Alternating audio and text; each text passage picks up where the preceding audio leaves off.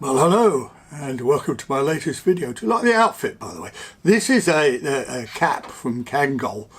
Would you call it a cap or a hat or a kind of beret? It has got a brim, but that points to the back. And this kind of neckerchief. Does it look a bit weird? Does it make me look like a Boy Scout, rather elderly Boy Scout? I think I look a bit like Che Guevara. Now, you have to be, I think, of a certain age.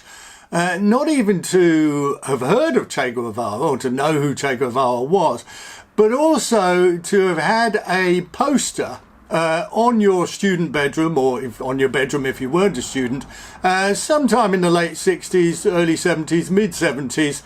And what you had was you had a poster of Che Guevara, who looked a little bit like me, he didn't have white hair.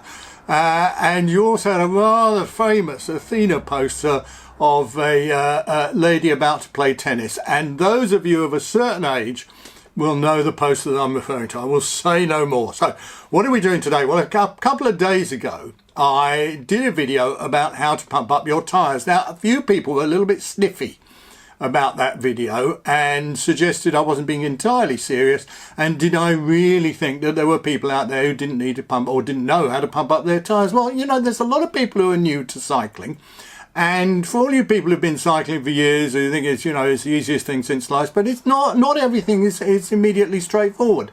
So I was trying to provide a bit of a public service, and this public service, it continues because we have a wheel here again, but what we're looking at today is how to pump up your tyres with one of these. And what is this? This is a CO2, which I think CO2 I think stands for carbon dioxide, although why it's C and O, it might be because it's C is one bit of carbon, the O2 is not the telephone company that Kevin Bacon fronts, it's oxygen. So there is one bit of carbon to two bits of oxygen. So if your bike is made from carbon, that doesn't have any oxygen in it, but if you're using one of these canisters, it has a little bit of recycled bicycles. That's how they make it. It's where they get the carbon from, and then they add a bit of oxygen which they grab out of the air like this. They have special sort of scoops, a bit like a lacrosse stick, and there are big oxygen farms in Russia and China, and there are millions of people with these kind of lacrosse sticks, and they grab oxygen and then they mix it with the recycled bikes, and that's how they make the CO2 canisters. So you buy the canister like this. It's it's kind of tube like this. This happens to be by Lifeline. This is 16 grams, and it's got a screw thread, and it's got a screw thread because this particular top screws onto it. This little kind of sleeve thing here goes over the canister like that, a little like fitting something that I can't say on a video for a family audience. But the reason for it is because CO2 gets very cold when it's in use, and that little sleeve-like thing there is designed to protect your fingers from when it gets really cold. So the way it works is this valve top thingy screws on like that. Now the valve top thingy that you have will probably screw onto the screw in the same way. You mustn't tighten up this valve type thingy until you're ready to do it, because what that does is it pierces the end of this canister. So if you do it before, you'll lose all the CO2 and it won't work. So key point to remember there, don't screw it on tightly and thereby pierce the canister until you're ready to pump up your tyre. So here is your tyre. I'll let a bit of air out from the valve here. This is a Presta valve, so I'll press it. See that hissing, rather attractive hissing sound, and now you know that the air is coming out. So the way we do it is we attach this directly on to there like that, and we press it on. So I'll hold it up like that. Can you see that? I've pressed it on. It doesn't screw on, it just pushes on.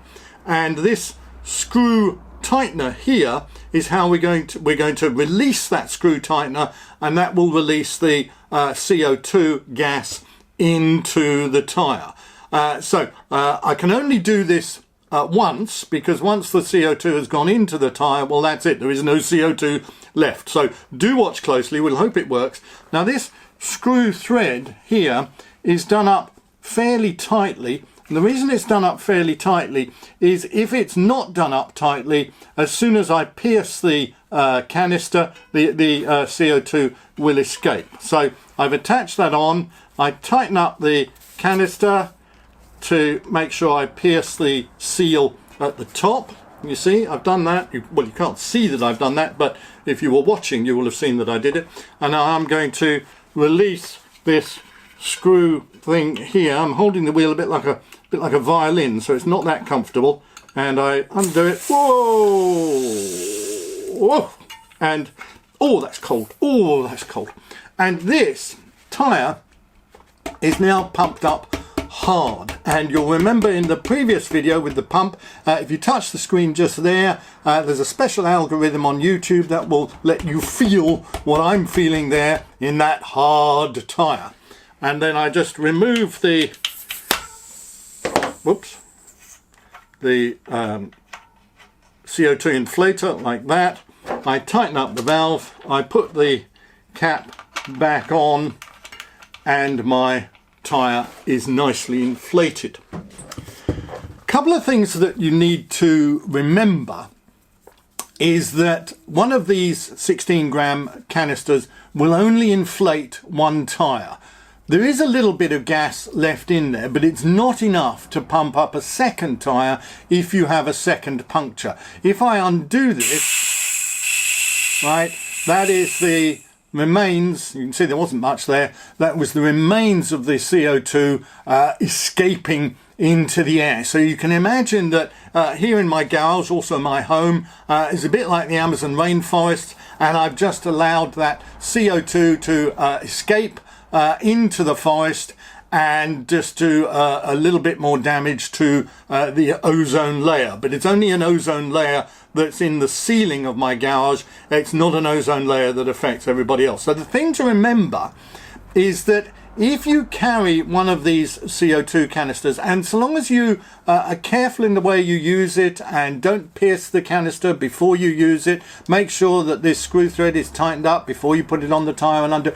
So long as all those things work properly, this is a very effective system for inflating your tyres. But it will only work for one tyre. And if you go out for a bike ride, it's a pound to a penny, or is it a penny to a pound, or a cent to a dollar, or a cent to a euro? What is the part of a euro called equivalent to the British penny? Is it a cent? Do you know, I don't know that, and I don't have access to my Wikipedia because I can't find out. I'm sure people will know. A pound to a penny, a cent to a euro, a cent to a dollar even, that you will get a second puncture, and therefore you are screwed. You must carry a pump, and if I were you, I would carry a decent pump, and if you were going to leave anything at home, leave the CO2 canister at home, but make sure you carry the pump. So with that caveat, these are very good items. They fit nicely into your back pocket. I don't have a back pocket in this particular top, but if I had a back pocket, it would fit nicely into the back pocket. It's a very useful item to carry with you when you're cycling, but don't carry it just on its own. That's the end of the video. I'd just like to end though. A friend of mine called Rowan Foggett recently started a keep fit exercise personal trainer type business. Rowan Foggett is very good at what he does. He's also a very good cyclist. He came 6th in his age group of 50 plus in the National Hill Climb Championships a couple of weeks ago. And his business is called 50-60 Fit because he concentrates on the more mature clients, but I'm sure he's quite welcome. I'm sure he'd welcome clients of all ages. So I'll put a link to his website down below. He hasn't paid me for this advert. I did ask him, but he didn't want to. But he is a very good colleague of mine within the Old Portland Cycling Club. He's a good mate of mine. He's very good at his business. If you're looking for that kind of thing, you can do it online. He does have a studio, and unfortunately you're not able to visit his studio due to certain restrictions in the UK at the moment, but you can access his work online. So it's a rather long advert, but it's something that I think he deserves, and I think we should support local businesses that are trying to get off the ground, particularly in these difficult times. So thanks for watching this video. Hope you've enjoyed it, and see you next time.